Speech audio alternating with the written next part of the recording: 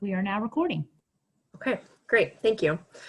So welcome everyone to this virtual open house about the short-term dwelling rental and bed and breakfast code update. It's docket number DC-19-0005, which is just helpful to know because if you Google that docket number and say Boulder County, then that's a quick and easy way to find the web page. Before we get started, if anyone is new to Zoom and they're on their computer, if you kind of move your mouse around a little bit, in the bottom of your screen, you'll see a chat function. And so throughout this presentation, this webinar portion, you won't be able to speak, but you can ask questions through the chat function if you'd like, and we will do our best to address them either during the frequently asked questions part of this presentation, or they'll be answered in the chat. But I also want to let people know that after we go through this first part, which is going to be a presentation, we will break up into small group discussions, and during those discussions, there will be more opportunities for questions and answers. So, yes. With that being said, we will get started. My name is Jasmine Rodenberg, and I'm here with a few other people from Boulder County. We have Rainey, Hannah, Molly. All of us are from the long range planning team-ish with community planning and permitting and are working on this code update. We have some amazing admin staff helping facilitate this presentation and doing a bunch of great behind the scenes work. And then we have a couple members from our wildfire team, Abby and Jim, so they will be here to help answer questions as well. So yes, with that, we can get going. So, yeah, great. So this is kind of the agenda for what we're going to talk about today. We'll do a quick introduction discussing who this code update affects. We'll talk about the community impacts of short-term rentals, both positive and negative, why we're changing the code now. Then we'll do a walkthrough of our draft regulations. And I think now might be a good time to reiterate that the draft regulation or the referral that went out, to the extent people have seen that, it is a draft, and so this is a great opportunity to provide input and comments on that draft for it to be updated before the Planning Commission hearing, which is the next step. And yes, along with that, I know that this draft regulations, they won't please everyone, and we have done and are continuing to do our best to hear input from as many different people as we can, both those people who've had the opportunity to attend virtual coffees or open houses like this, and also those folks that we know are not able to attend these meetings. We need to keep them in mind too. So the draft regulations is a good balance and that we're trying to achieve. And to the extent some of your thoughts don't make it into these draft regulations, there will be continual opportunities at the Planning Commission hearing or the hearing in front of the Board of County Commissioners who make the ultimate decision. You can continue to speak up in those public hearings and ask for changes of those bodies. We will then talk through some hypotheticals to help people understand whether or not their property, kind of where it would fit in the draft regulations. We'll discuss some frequently asked questions. And then at that point, for those who want to stick around, we can have a small group discussion. There will be 2 breakout groups, and in those, it'll be a more discussion, free-flowing discussion type of presentation. And so throughout this presentation also, we're going to ask some poll questions, but these poll questions aren't meant to get anybody in trouble, or, you know, they're anonymous. So this is really just for us to get a better understanding of who we're talking to, what's important to you, and it's really just for our information. And so please answer the poll questions. It'll really help us understand who we're talking to and what's important to the community. And so those will be sprinkled in throughout this presentation. So with that said, we'll start with our first poll question. How did you hear about this virtual open house?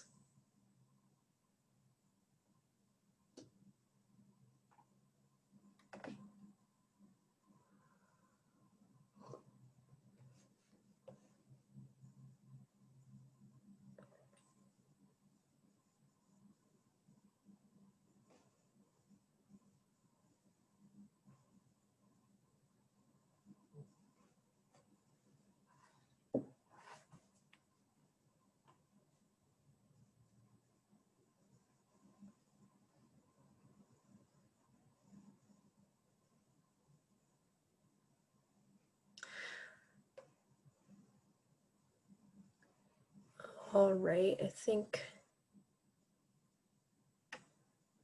we can go ahead and close that poll. Okay, great. So it seems like most people from a web page or the email list, a couple folks from word of mouth, and then some social media. So this is good to know. And I will put a plug in now that if people have different thoughts or ideas on how to spread information on these types of virtual open houses to your communities, please feel free to send any one of us an email, because we're always looking for new and innovative ways to stay engaged with and inform the community. All right. So to start out, I'd like to talk about who is affected by this code update. So the areas that are affected are just unincorporated Boulder County. So in this map that you see, it's the white areas. So everything outside of the shaded gray areas, which are the incorporated municipalities. So Longmont, Erie, Lafayette, Louisville, Boulder, Lyons, etc.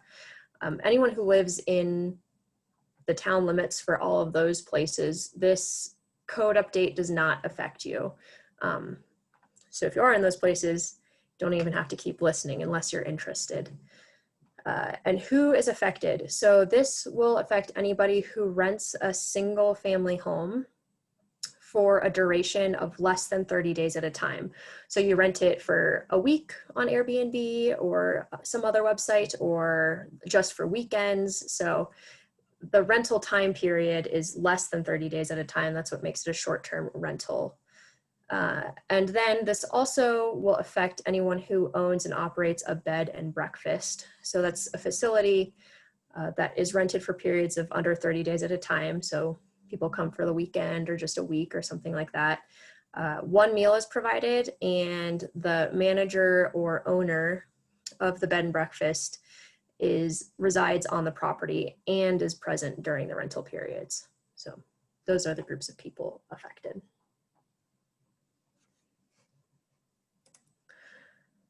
So now on to our next poll question. Do you own or manage property in the mountains or the plains?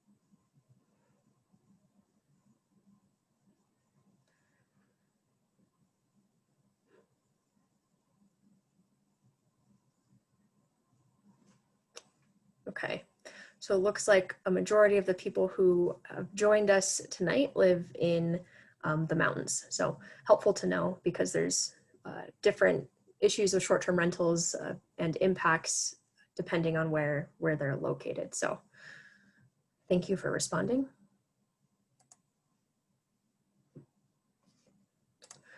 Go on to another question. So have you ever stayed in a short-term rental, like through VRBO, Airbnb, or any other online place, Flipkey? And there's a lot of different websites that offer short-term rentals.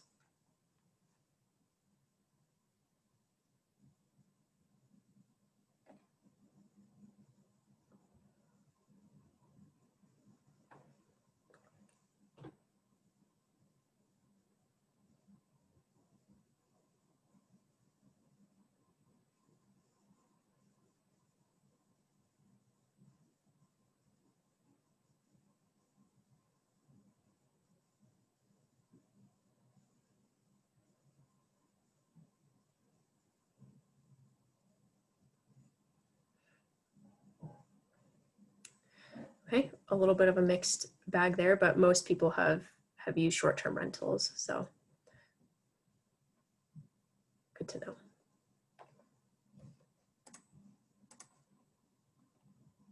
And we have a couple more poll questions before we keep moving on with the presentation, but have you ever hosted a short-term rental in Boulder County?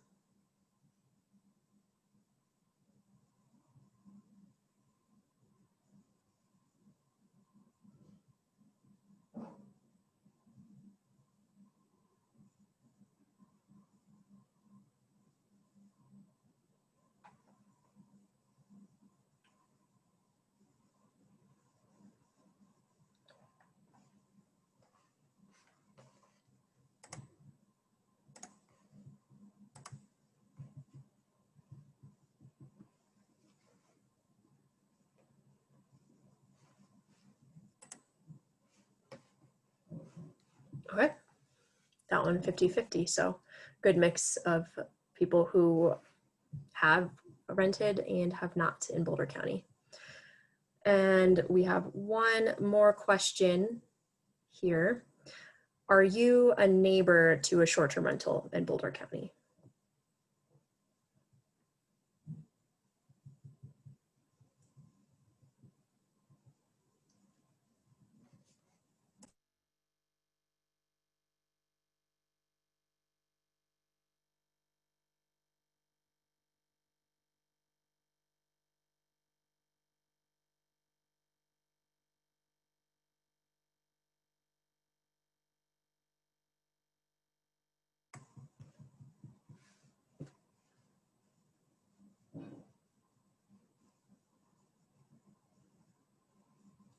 All right, again, seems split. Some people are neighbors and some people are not. So thanks for answering all of those questions. It kind of gives us as presenters and all of you a good idea of who's here today, what voices we are hearing, and what voices we aren't hearing. So all of that is helpful information as we move forward.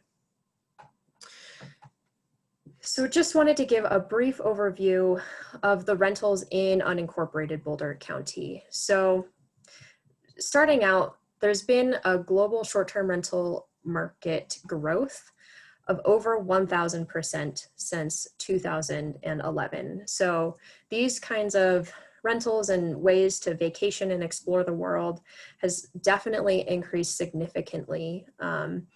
And when you think about the current short-term rental regulations that Boulder County has, those were adopted in 2008. So it was really before this market took off. And that's one of the major reasons that we are trying to update this code.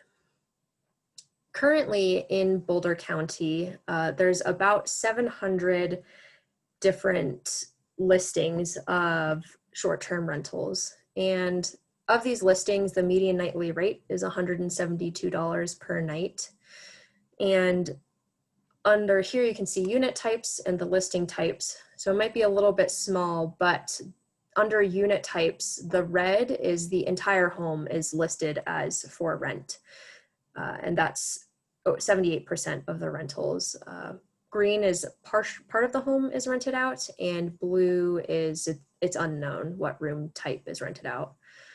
And of these entire homes that are rented out, 83% of them are single family homes. So there are some multifamily homes that seem to be rented out on a short-term basis in Boulder County, and a little bit unknown as well.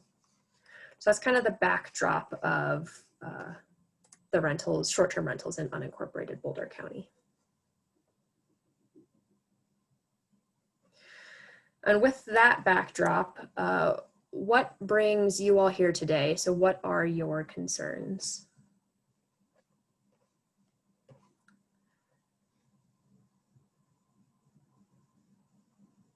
And this is just generally speaking.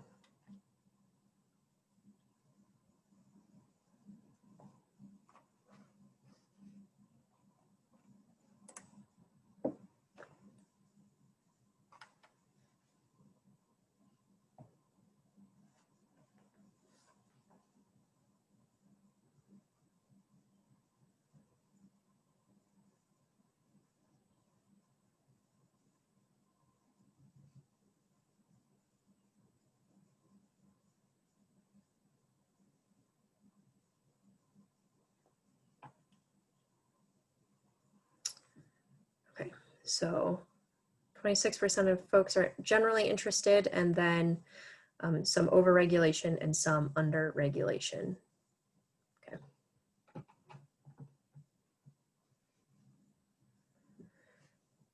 All right. So when we started thinking about this code update, one important task that we took as staff and we asked from the community is, what are some potential community impacts of short-term rentals from experiences people have had or concerns about increase or decrease in the number in the future?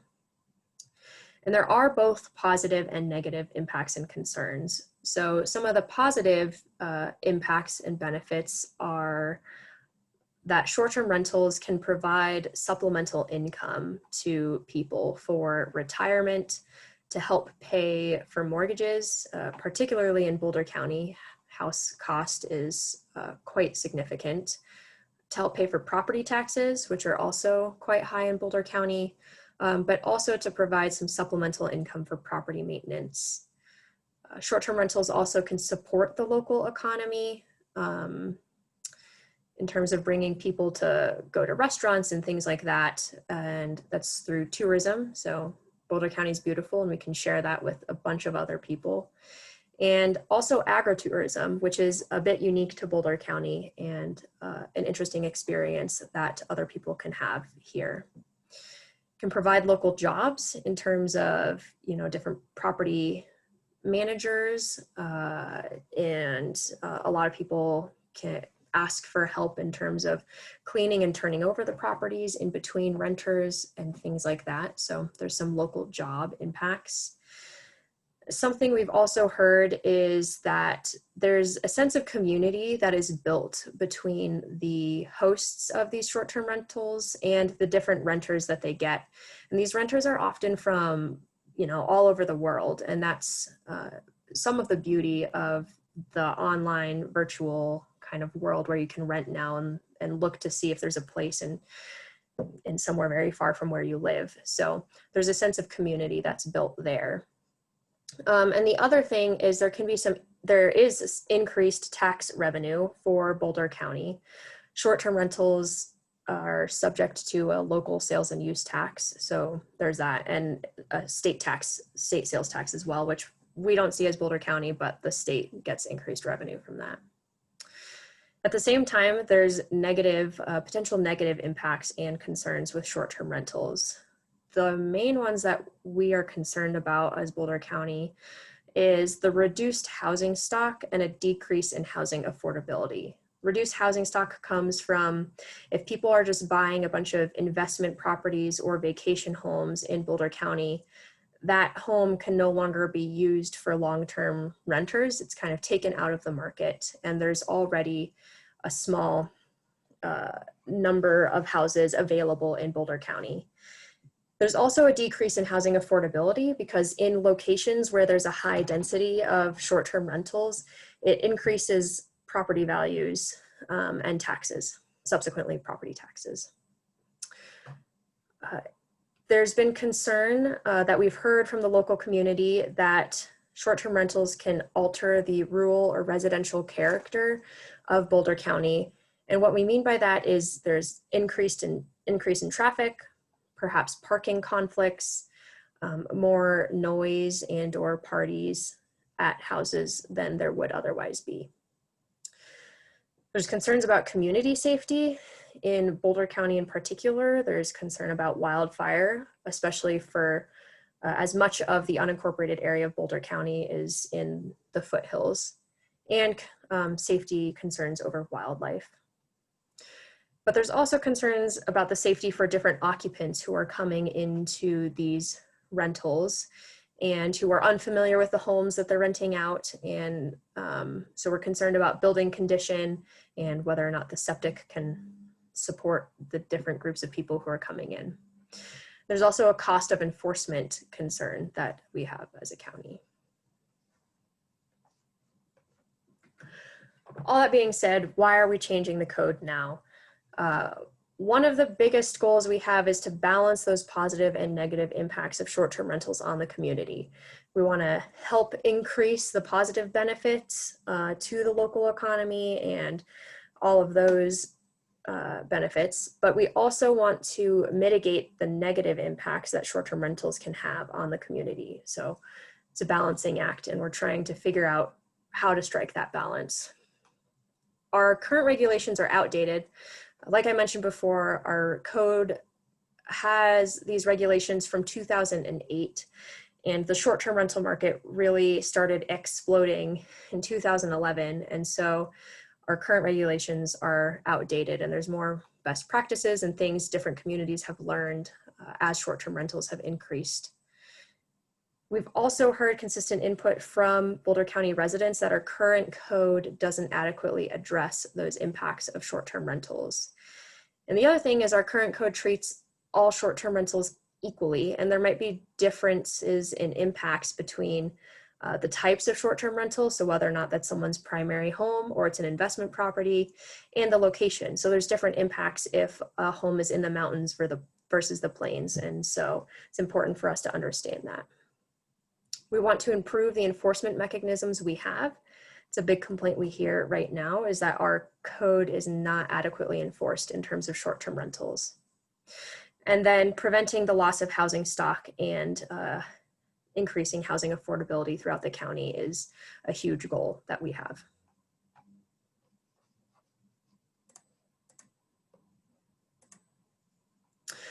So now I'm going to walk through our draft regulations that we published for people based on the input and research that we've done and received thus far. There are two portions of the current regulations. So there's going to be a code update. So the land use code itself will be updated. And there's going to be an associated licensing ordinance. So the licensing ordinance, that's based on recent authority that we've gotten as an unincorporated statutory county, that we can now license short-term rentals. And so we do that through a licensing ordinance, and that is passed kind of through a separate process than a code update, but all of this will be happening simultaneously because they work together. We can't have the code update without the licensing ordinance and vice versa. For the code update, we currently have proposed 2 accessory residential uses that will be allowed in all zoning districts. And that's a primary accessory short-term rental and a secondary accessory short-term rental. The biggest difference between those two is the primary accessory is if it's someone's primary home, and the secondary accessory is if it's not someone's primary home. 2 principal lodging uses. So these are allowed in limited zoning districts. That's a vacation rental and a bed and breakfast. A license is going to be required for all short-term or vacation rentals. So bed and breakfasts, resort lodges, and guest ranches and overnight lodging uses will not require a license.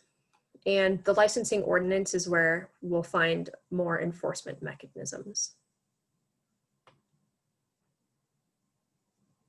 So we have a poll question here. When we're thinking about the fees for the licenses, do you agree or disagree that the costs of this program should be paid for by the beneficiaries of the program? So should our fees be set in a way that it will cover the costs of the program so that the owners of short-term rentals or vacation rentals will end up paying for the entire cost of licensing and enforcement.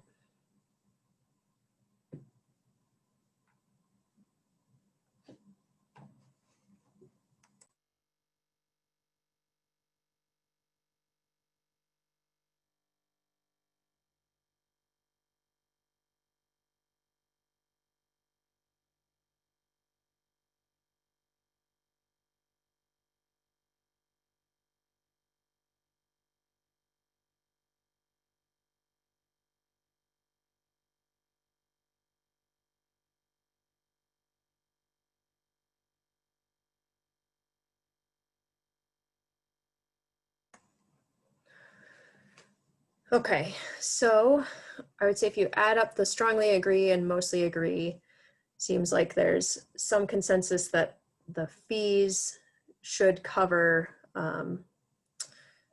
at least some of the cost of the program. And then there's a few folks who disagree as well. So, okay.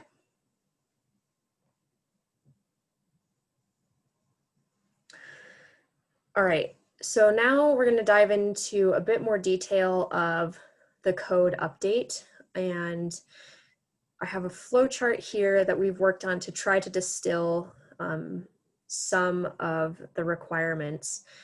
And because I know code language is not necessarily easy to read and understand, so hopefully this flow chart helps. So like I mentioned before, there's kind of two categories of uses: an accessory residential use and a lodging use. So for the accessory residential use, there's two groups: a primary accessory short-term rental and a secondary accessory short-term rental. And then under the lodging use, there's the vacation rentals. So all of these three types of short-term rentals, primary accessory, secondary accessory, and vacation rentals, have to be in a single family dwelling and rented to only one party at a time. Where they differ is that primary accessory short-term rentals are for if it's someone's primary residence, and we'll get into that a bit more later. And the way that it is currently drafted, if it is your primary residence, it can be rented out for a maximum of 180 nights per year. But if the owner will be present during all of the rental periods, so every time it's rented out, the owner is also on the property, there's no limit to how many nights per year it could be rented out. The rationale for that being, if the owner is on site, then a lot of those concerns about negative impacts to the community that we have will be mitigated because the owner is there to address any issues. This primary accessory short-term rental will be allowed by right in all districts.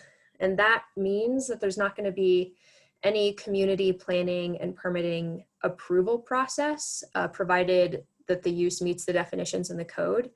And instead, what will happen is someone who wants to rent it in that way will just have to come in and get a short-term rental license.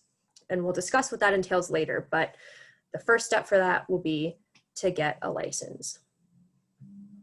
So this other category, the secondary accessory short-term rental, is not someone's primary residence. And this is something, if someone has a secondary home or an investment property or a family cabin, and they want to rent it out 60 days or fewer per year, and will impose a 2-night minimum stay, meaning that there's only 30 different groups who are renting it at a time, then that will be allowed in all districts by a limited impact special review or a waiver. And we'll discuss the details of that in a minute. But what this means is for these properties, you have to come in for a land use or a community planning and permitting review. And then if that review is approved, so you're approved to do the use or conditionally approved, at that point, then you would go get a short-term rental license. Then we get over to the lodging uses. There we have the vacation rental, and that is a single family dwelling. And again, it's not someone's primary residence. The difference between this and the secondary accessory short-term rental that I talked about before is that this is for someone who has a second home, investment property, family cabin, but they want to rent it out for more than 60 days per year. And if that's the case, it's not allowed in all zoning districts. So it'll be allowed in by limited impact special review. So no waiver here. You have to come in through the full process. If it's on unsubdivided land and over 5 acres in the forestry, ag, rural residential, and mountain institutional districts. If it's over 1 acre in those same districts, but less than 5 acres, you would have to come in for special review. And also, then this is allowed in transitional, business, commercial, light industrial, and general industrial by limited impact special review. Another way to think about this is where is it not allowed? And so it's not allowed in estate residential, suburban residential, multifamily, and historic districts. So those districts, it's just not allowed in at all. And some of it is happening in those districts as well. So something to keep in mind. All right. The next, and that vacation rental will have to come in for a vacation rental license. So if approved through this process, then vacation rental license. One question we've had is, what is the difference between this vacation rental and secondary accessory short-term rental? We have added the secondary accessory short-term rental. We proposed to add this because we heard from the community prior to this meeting that there are some people who have these family cabins or second homes that they actually frequent a lot. So they take care of them. It's just money that they need to help with the maintenance or to keep the cabins in the family. So there's not as many negative impacts as you would see with a vacation rental where it's not someone's primary home or family cabin. They don't go there that often and it's rented out on a much more frequent basis. And so that's kind of the difference between these two. The difference in review for all of these, so some is by right, you just get a license, some there's limited impact or a waiver, and some it's limited impact or special review. We increased the type of review necessary based on our concerns for the potential land use impacts for each of these. So a home that's not someone's primary home, that's rented out really frequently and is an investment property, will have a greater impact on housing stock and affordability in Boulder County, as well as the rural or residential character of the county, at a much higher impact than someone's primary house that they are renting out to kind of help supplement mortgage payments, property taxes, things like that. So that's how we've differentiated the different review processes. Then don't want to forget about bed and breakfast because that's part of this code update as well. Bed and breakfasts, no license is required, and it doesn't have to be a single family dwelling. It's a facility, so it's a broader category. A meal has to be provided. There's a manager and owner who resides and is present during all rental periods, and it can be rented out to one or more parties. And that is allowed by limited impact special review or a waiver process. If it's 6 guests and 3 rooms, in the forestry, ag, rural residential, suburban residential, estate residential, multifamily, or mountain institutional. And there's a higher review process, special review, if it's going to be more than 6 guests and 3 rooms in those same zoning districts. And it'll be allowed by right in transitional, business, commercial, light industrial, and general industrial. Meaning that, and that is similar to kind of the other lodging uses we have in the code. So our updates to this is to try to make sure that bed and breakfasts are more similar to the other types of overnight lodging uses we have, to separate them from what short-term rentals are.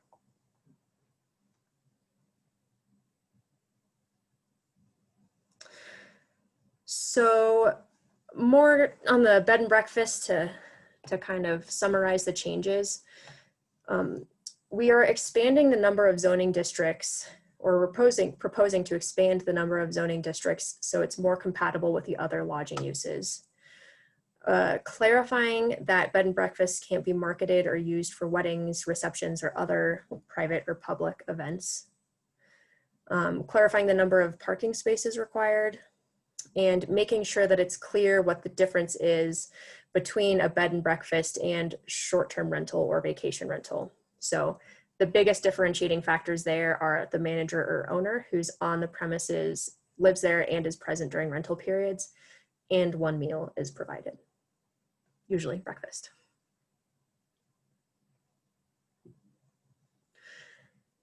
When I did the overview of what is required for each of the 4 categories of short-term rentals and bed and breakfasts, for some of those I mentioned there's limited impact special review required, special review, or a waiver process that's required.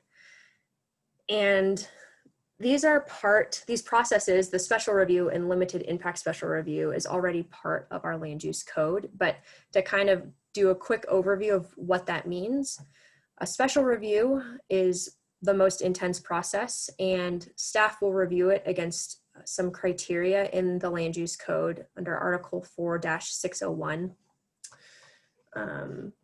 And some of these criteria are, is it compatible with the surrounding area, in accordance with the comprehensive plan? Is the use over intensive in terms of use of the land or depletion of natural resources? Are there any significant air, odor, water, noise, pollution, traffic hazards? And will it appropriately balance economic, environmental, and societal needs in Boulder County? So that's some of the criteria that staff will review the proposed use against. And after staff reviews it and comes up with either an approval or denial or an approval with certain conditions, staff will present that recommendation to the Boulder County Planning Commission and then the Board of County Commissioners. So there will be 2 public hearings required. So that's the most intense review process. Limited impact special review. And I do want to reiterate that during those public hearing processes, there's a portion for neighbors and the public to be involved in state concerns or support of the projects. Limited impact special review. Again, staff will review a project under the same criteria as special review under 4601 of the code. That one only requires 1 public hearing in front of the Board of County Commissioners and not 2. And this is the current process that's required for short-term rentals over 14 or 45 nights per year, depending on the zoning district. So there's a little bit of a misconception. I think that we're going from no regulation of short-term rentals to this whole flow chart and licensing and stuff like that of short-term rentals. We do currently regulate short-term rentals, and right now, if you're renting more than 14 nights a year or 45 nights per year, depending on the zoning district you're in, you had to have come in through a limited impact special review process and gotten approval from the Board of County Commissioners to operate. And so the code that we're changing is we're making that process a bit more streamlined. So you just get a license for some people who are renting if it's your primary residence. And then we're keeping that public hearing kind of process for others that we think have a greater impact on land use. So yes, wanted to clarify that. But we are also proposing a new limited impact special review waiver. Under this, staff would still review the project under the criteria under the code, but there wouldn't be any public hearing requirement. Although the public will still be notified of the application and can still provide comments to staff, there will be no public hearing, and it'll be an administrative review, only if the director determines that there's no significant conflict with the criteria in Article 4-601 of the Land Use Code. So the limited impact special review waiver would be potentially allowed for the secondary accessory short-term rental, so only those second homes that are rented under 60 nights per year with a 2-night stay minimum, and potentially for bed and breakfasts. Vacation rentals will have to come in for special review or limited impact special review. And primary accessory homes don't need any of that review process, just come in for a license. Which brings us to the licensing ordinance. So an overview of the licensing ordinance, kind of our 1,000 square foot view,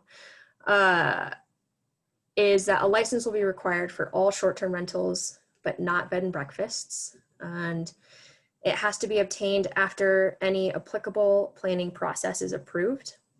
A license will be valid for 2 years, and only one license may be issued to each person. So if you are renting out your primary home, and you also want to rent out a secondary home or something like that, you wouldn't be allowed to do that. And our rationale behind that is, again, housing stock implications. And we're really trying to make sure that we limit how many houses are being used for short-term rentals, and trying to keep as much as we can in terms of affordability and stock for long-term renters. Enforcement is one of the concerns that we've heard from the public, and so we have added a lot of enforcement provisions in our licensing ordinance that would give us more teeth than we have now. And that is a revocation of the license or fines, which range from $150 for an offense to $1,000, really depending on both if it's a major offense or minor offense and the number of offenses. And we have defined major and minor offense. Major offenses effectively are those that involve health, safety, or welfare concerns. And if you have multiple offenses on the property, then a higher fine. Currently, these are the fees that we've proposed for a short-term rental. So that's the primary accessory or the secondary accessory short-term rentals. It'd be $200 for the application, and then $150 renewal fee. So that's every 2 years. For a vacation rental, so that is the lodging use. It's someone's second home rented more than 60 nights per year. It would be $800 application fee, and with a renewal fee of $600. And sort of when looking at these fees, we're taking into consideration that the average daily rental for this, or the nightly fees, about $175, I think it was. And we will also keep looking into how much of these fees will cover the enforcement costs and things like that. So this is what's currently proposed, but could be changed. So a licensing ordinance will require an application to start out with. And this is the first step if it's your primary home and you're renting it out and you go straight to the licensing process. This is where you would start. So it would be, you have to submit an application, and some of the major points that you'd have to submit with that is proof of insurance that covers rental exposure, because a lot of insurance doesn't cover the rental piece of it. Proof of primary residence. And this is defined in the licensing ordinance, and what you'll have to provide is a driver's license or state ID card that shows the address listed that you want to rent, in addition to your voter registration, motor vehicle registration, a tax return, or some other document that verifies that that location is your primary residence. The proof of ownership of the property, a parking plan, a floor plan, proof of land use approval, if that's applicable, list of adjacent property owners so we can help inform them, and payment. So requirements we have under the license. Hitting some of the hot topics here, building inspection is the first one. So any property that's rented, primary, secondary, accessory, vacation rental, They will all have to have fire extinguishers, smoke detectors, carbon monoxide detectors, adequate potable water supply, and nothing on those properties can pose a significant risk to the health, safety, welfare of occupants or surrounding properties, as determined by our building inspectors. For short-term rental licenses, building inspectors will make sure that there's just no observable structural defects, plumbing, electrical, heating, and cooling is in a good state of repair. So that's for the primary accessory short-term rental and the secondary accessory short-term rental. Vacation rentals, it has to be legally existing, or there is a valid building permit, a certificate of occupancy and final inspection approval, and it has to meet the applicable building code that was required when it was constructed or upgraded. And for vacation rentals, there can't be any unapproved work, unpermitted uses, or unpermitted work that's done on the property. All of that will have to be permitted before it can be rented out. There has to be adequate parking on the property and legal access. The on-site wastewater treatment system or the septic system has to be permitted by Boulder County Public Health. And for taxes, all property taxes must have been paid. Renters or the hosts must have a state issued sales tax license or other proof that the state sales tax has been paid or will be paid, and that any other applicable state or local taxes are paid, like the local land sales and use tax. The parcel has to be a building lot, a legal building lot, and for those properties in Wildfire Mitigation Zone 1, which is west of Highway 36, for short-term rentals, so primary accessory and secondary accessory, you have to get a wildfire assessment first, and then any item in that assessment that's deemed necessary for the health, safety, and welfare of occupants or the surrounding properties has to be completed before renting it out. And then you have to be Wildfire Partner certified upon renewal. Then for vacation rentals, you have to be Wildfire Partner certified before you can rent it out at all.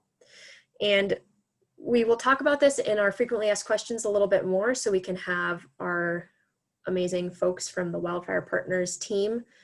They can talk a little bit more about why mitigation is important and why we're asking for it, and what that means from your property. Do you have to cut down all your trees or not? Okay. So operating standards. If under the license, we will have an occupancy limit of 2 adults per bedroom with a maximum of 8 unless otherwise approved. You also will not be able to rent to more guests than the septic permit allows. There has to be a local manager who is able to respond to issues on the property within 1 hour in person. That could be the property owner if they're going to stay around every time that the property is rented. It could also just be someone else who's designated. There has to be a significant amount of information provided to the guests, because a lot of people who are staying in Boulder County are coming from places where they don't understand the unique issues of Boulder County. And so either that, or they don't understand the unique issues that might exist in a home, like where is the exit in case there's a fire in the home, or things like that, that we all take for granted because, you know, we live in a home all the time. So if there's a fire, we know how to run out and escape. So some information sheets that will need to be provided are septic, wildfire, wildlife safety, and some good neighbor guidelines, so noise restrictions and things like that. And the county will draft up these sheets and provide them, so they just need to be taken from the county, given to the guests. Fire restrictions and evacuation routes have to be given to the guests. A map with the property boundaries and guest parking will have to be given to the guests as well. Trash and recycling schedule information as applicable, and the local manager contact. This license is going to have to be posted in a prominent location on the rental, and a copy provided to neighbors. When advertising these short-term rentals and vacation rentals, the license number is going to have to be on the advertisement, along with any occupancy limit or minimum night stay. And rentals must comply with anti-discrimination laws. So now I've been talking a lot, but I'm going to try to kind of go through a couple hypotheticals that might help explain some of our proposed regulations in a way that's a bit more tangible. So the first hypothetical is Mario's great-grandpa built a cabin in the forestry district in Boulder County. Mario lives in Boulder, visits the cabin frequently, and wants to rent it out on Airbnb to help cover the maintenance costs of the old cabin. Can he do this? So if we go to the flowchart, and the third kind of, well, I guess the fourth line down where it talks about, is it a single family dwelling or not? We can start there. So Mario's cabin is a single family dwelling. It's not his primary residence because he lives in Boulder. So he could fall into one of two categories. Either if he is willing to only rent it out 60 days per year or fewer and impose a 2-night stay minimum, so only 30 different guests, then he can go under the secondary accessory short-term rental and will have to come in for a limited impact special review or a waiver, and that's allowed in all districts. If Mario wants to rent it more than 60 days per year, that would be a vacation rental, and he's in the forestry zoning district. So then he has to look at how big his property is. If it's under 1 acre, it can't be a vacation rental. So he'll have to limit it to 60 days or the 2-night minimum to use the secondary accessory short-term rental. If it's over 1 acre but under 5 acres, he comes in for special review. If it's over 5 acres and unsubdivided, it would be limited impact special review. So there will be a public hearing process required. All right, Gigi lives in California, but comes to Boulder County every summer to enjoy the foothills. She decides to buy a second home in Boulder County and plans to rent it out the other 9 months out of the year. So stay here for the summer and then go back to California for the rest of the year. Can she do this? So if we go to the flow chart, so Gigi is buying a second home and she wants to rent it out 9 months out of the year. So that automatically puts her under the vacation rental category. And so she's going to have to pay attention to how big the parcel is and what zoning district it's in. So she will have to make sure that she purchases in one of the allowed zoning districts and over 1 acre in size for some of them as well. So it would be a vacation rental for Gigi.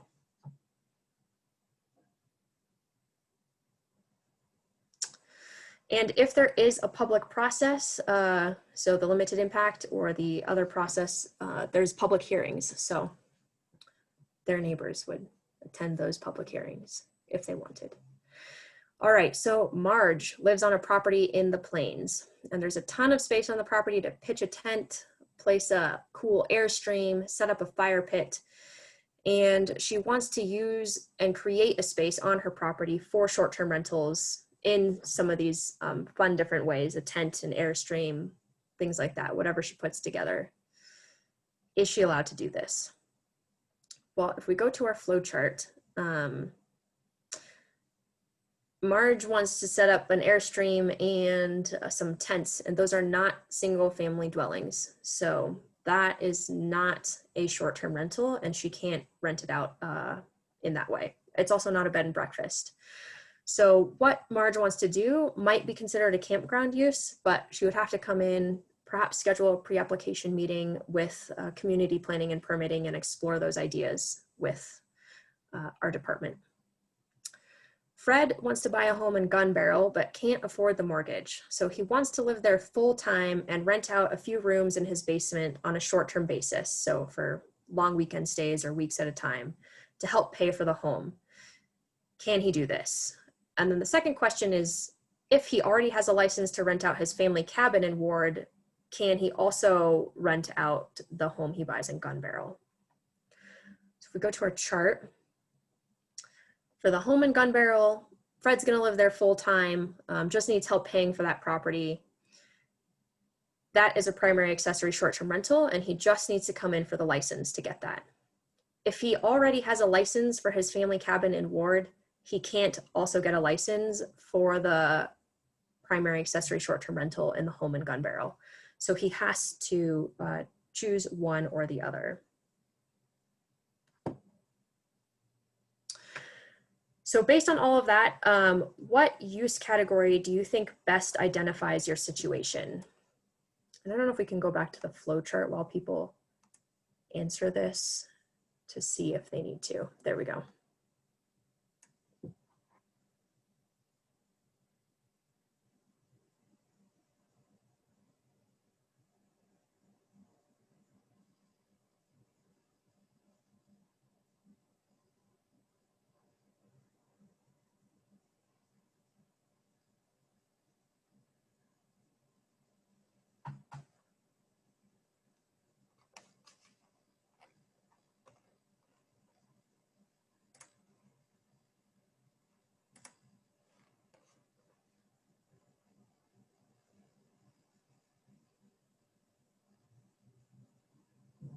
Okay.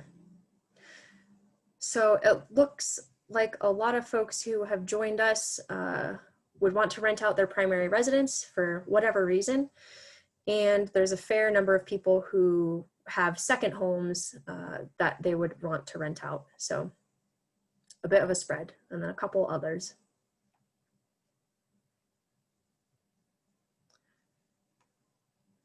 Okay. So now I'm going to turn to some of the frequently asked questions that we've received thus far. And after I go through this, if there's been other questions asked that might be beneficial for the group to discuss broader, someone can let us know, or let me know so that we can talk about it as a group. So the first question is, why is there a wildfire mitigation requirement? Will I have to cut down all of the trees in a 30-foot radius around my home? And for this question, I would like to turn it over to Jim and Abby, who are the experts on this. And so if one of you wouldn't mind taking a stab at it, I would appreciate that. Hi, everybody. Can you hear me? This is Jim Webster.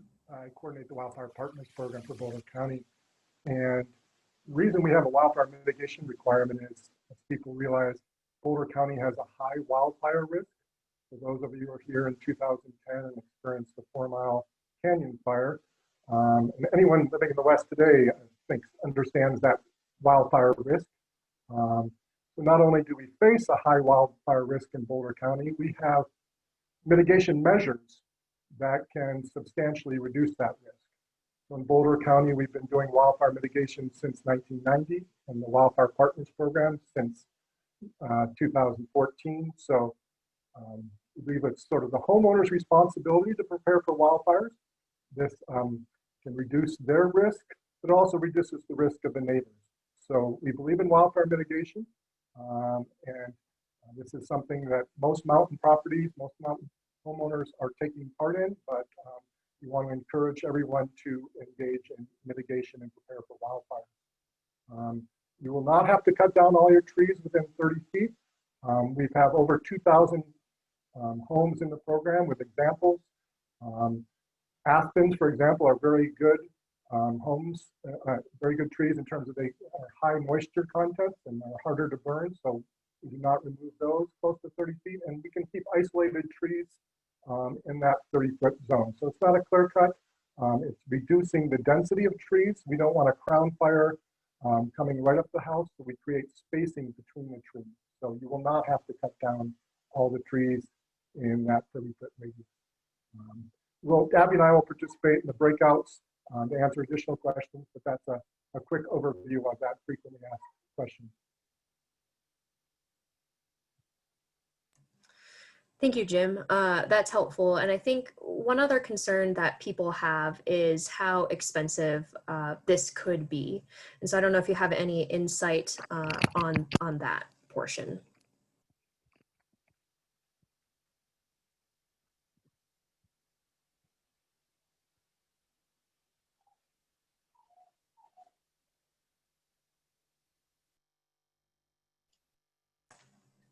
So this is Abby. I'm just going to jump in because Jim sometimes has some issues with his computer and he's not responding. But that varies a lot. And at the moment, the Wildfire Partners program does have some grant funding that we provide to anybody. There's no financial requirement to qualify that can help with the forestry work. Again, that's a really difficult question to answer because it's just completely property specific.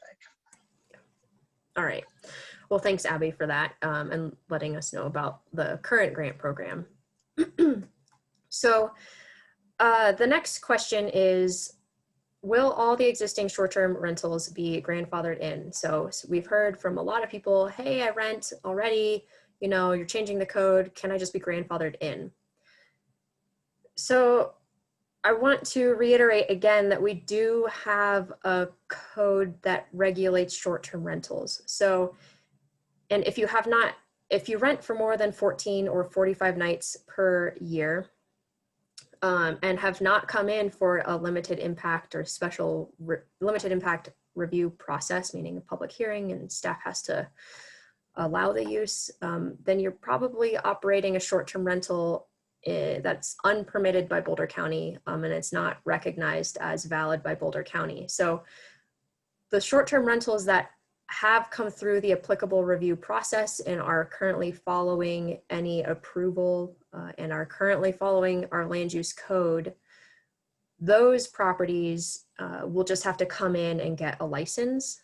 And so they wouldn't have to repeat any sort of public hearing that they had and things like that.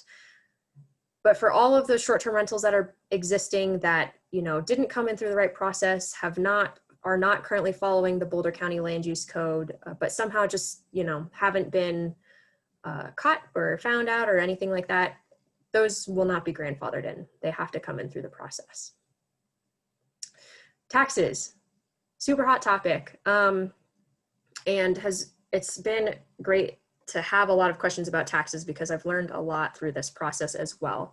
So I'm going to break down taxes to the best of my ability. The first is property taxes. We've had questions about whether or not short-term rentals, generally speaking, so vacation rentals, short-term rentals, are taxed as commercial or residential, and because Boulder County gets that tax.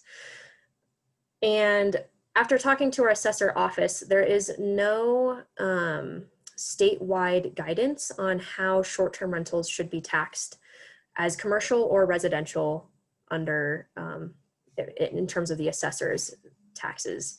And so as a result, we're not changing how the property is going to be taxed. We're not dictating that the property will be taxed commercially. That's kind of an entirely separate issue that the assessor's office deals with, and they're waiting for statewide guidance.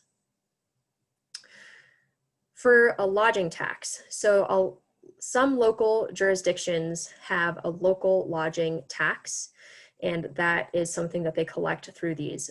Boulder County does not have a lodging tax. And if we did, we'd have to go through, you know, there's Tabor and all of that to put some sort of lodging tax on the ballot.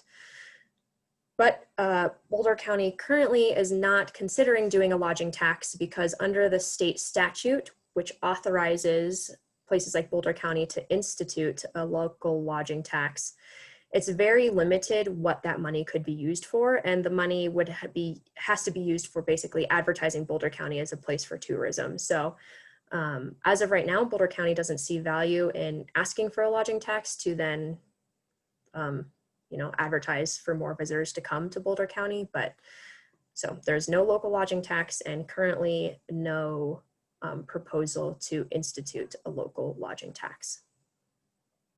State sales tax. Short-term rentals are subject to a state sales tax, and So we are asking for people to provide a state sales tax license so that we can have some sort of assurance that that tax is being paid. There's been some questions of, well, doesn't Airbnb or VRBO collect this on behalf of the homeowners and then remit it to, it would be the state in this instance. And that is true that they do that. So I think one, we'll look at our licensing ordinance to make sure that it's clear, either you have to have a license or some other proof that the sales tax has been collected. But not every website remits and collects these taxes on behalf of the renters. So, and you can also opt out of having Airbnb automatically take the tax. And so just, we want to make sure that the state sales tax is being collected. So we'll look to make sure that we collect all ways that that could be proved to us. And that state sales tax does, no portion of that gets remitted to Boulder County. So state keeps that. But there is a local sales and use tax in Boulder County. And as far as we understand right now, short-term rentals are subject to this local sales and use tax.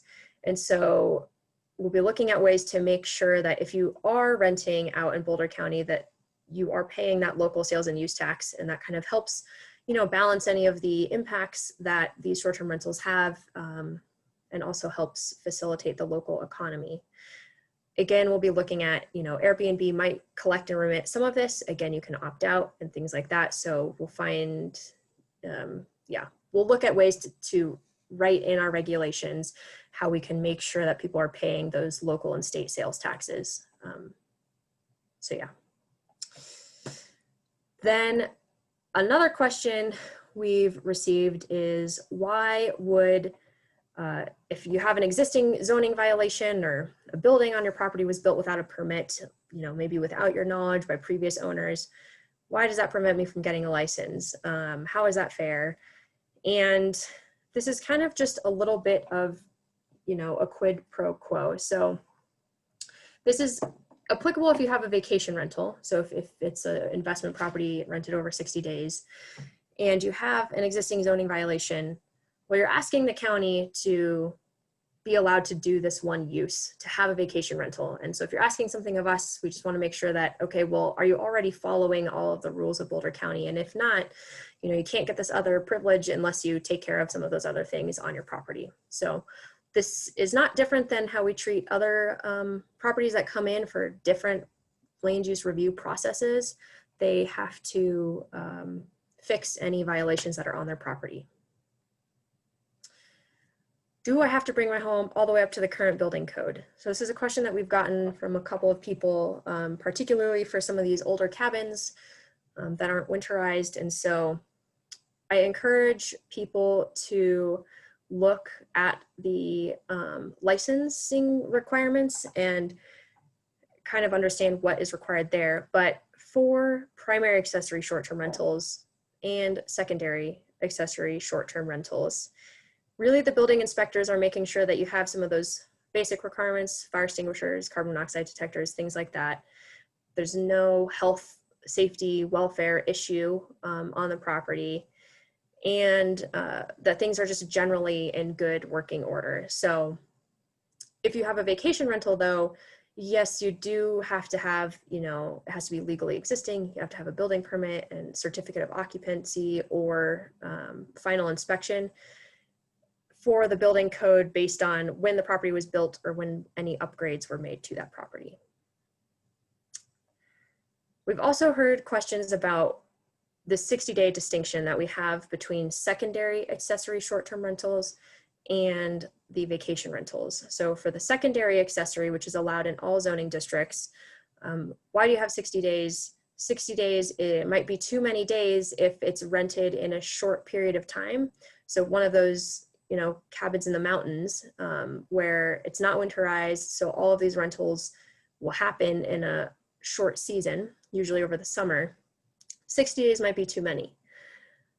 A couple of things with that. So first, a secondary accessory short-term rental will have to come in for a limited impact special use review process or the waiver. And when it comes in through that process, staff will evaluate the property on a site-specific basis. And so just because the code says you can, if it's 60 days or fewer, you can come in for a secondary accessory short-term rental. That doesn't necessarily mean you're guaranteed to be able to rent it for all of those 60 days. Staff will look at the site conditions, get input from neighbors, and kind of have an understanding of whether or not 60 days is appropriate for that site. So there's some flexibility built in there. On the flip side, 60 days in the plains on a big property might not be that big of a deal. And so that's kind of where the 60 days, currently kind of comes from. It's also a 2-night minimum for the secondary accessory short-term rentals. And so that makes it 30 different groups, potential groups that could rent the property. For vacation rentals, it's anything over 60 days if it's a, investment second property. And for that same thing, there's a land use review process associated with that. So it's not guaranteed you can get all of the days that you ask for. There's a site-specific review that's done. The other thing to keep in mind is that right now we have 60 days, but this is a draft. So I encourage people to reach out and provide input on this draft for 60 days, for whatever other portion of the draft you have concerns about, and we'll be able to take a look at that and evaluate it as staff, and think about the questions that were raised and really propose what we feel is a good complete draft in front of the Planning Commission after considering all of the input that we receive. So those are some of the frequently asked questions. Are there other questions that my colleagues have seen come through that might be good to address as a group?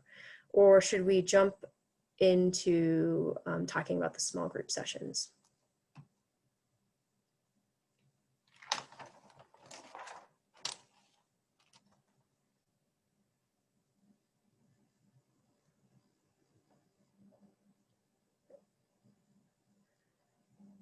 Okay, Hannah or Molly, is there anything that you think would be good to discuss as a group, or we can move on to a small group session where we'll still have an opportunity to discuss some of these questions that you don't feel like were answered in the chat or otherwise. There's still opportunities for that. Yeah, I think it's probably a good time to move to the small group. We've been doing our best to answer questions in the chat. It's just pretty limited, and it doesn't allow for any back and forth. So great. If folks are interested in that, I think it would be a good time to do that. Okay, so before we break up into the groups, this is a brief timeline of the next steps. We're in our open house for the drafted code, waiting for referral comments from the public and other internal agencies, which the deadline is September 30th for that. And the Planning Commission public hearing is October 21st. So that's the next set date for this. After that, we'll have a first reading of the licensing ordinance in front of the Board of County Commissioners. So the Planning Commission will hear the code update portion of this, and the County Commissioners will hear the code update and the licensing portion. And after that first reading, which is at a business meeting, so it's not a public hearing, there will be a public hearing for the Board of County Commissioners for both the code update and the licensing ordinance. So no dates on the latter two, because it kind of depends on what the Planning Commission does with the proposed regulations. And then quick questions so we kind of understand how many people we have here. Are you interested in staying for a small group discussion so we know how many people to expect in our small groups?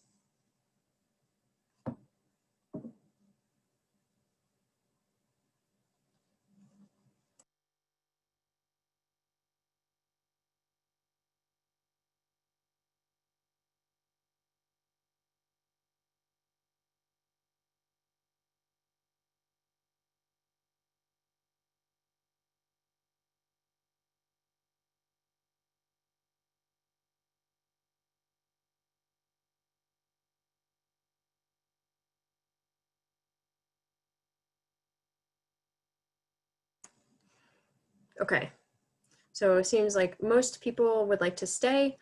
And one thing I didn't think about is that doesn't provide numbers, but I can see how many participants we have. So about 28. Okay, so maybe 10-ish people per group. Yeah, somewhere around 10, 12 people per group. All right, great. So if you are leaving, thanks for attending this portion of it and hope it was helpful and informative. It is a lot to take in and a lot to process, so feel free to reach out to myself or Rainey. Here's our emails, and with any questions or comments, we're happy to field those. And if you want to stay informed for this or other updates for this, I encourage you to stay informed by looking at the webpage.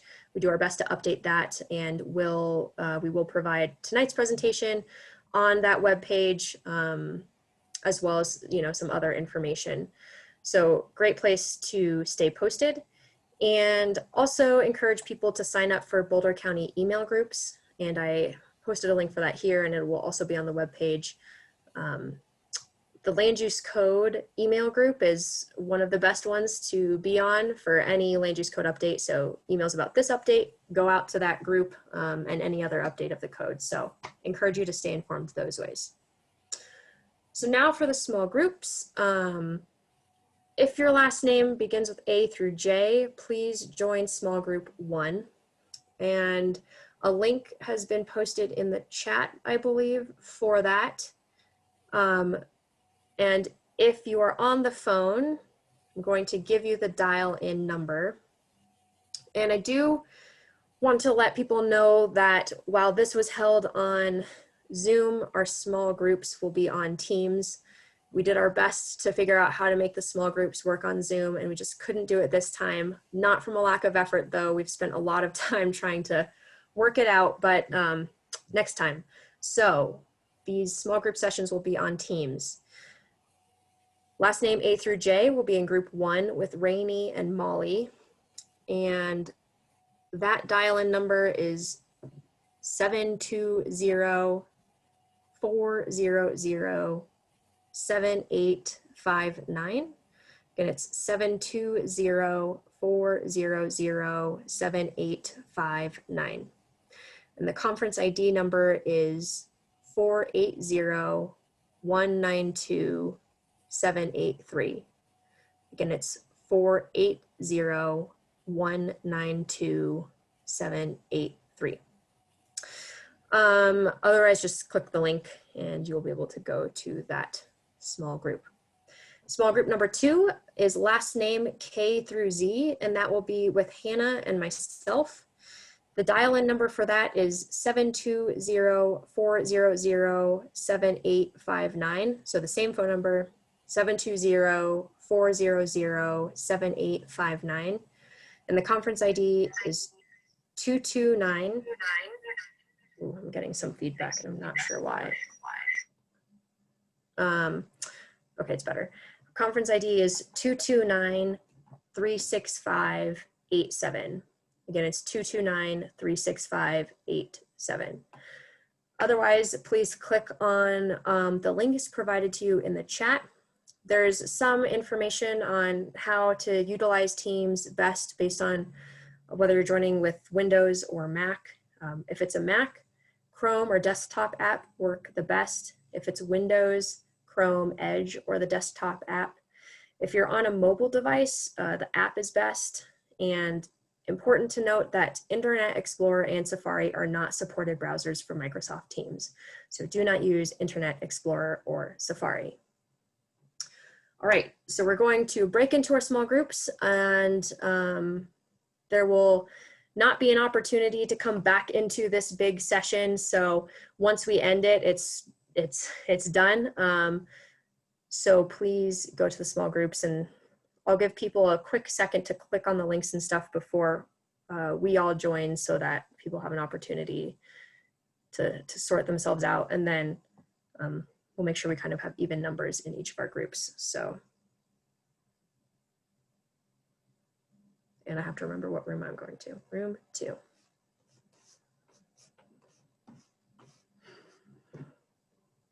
All right.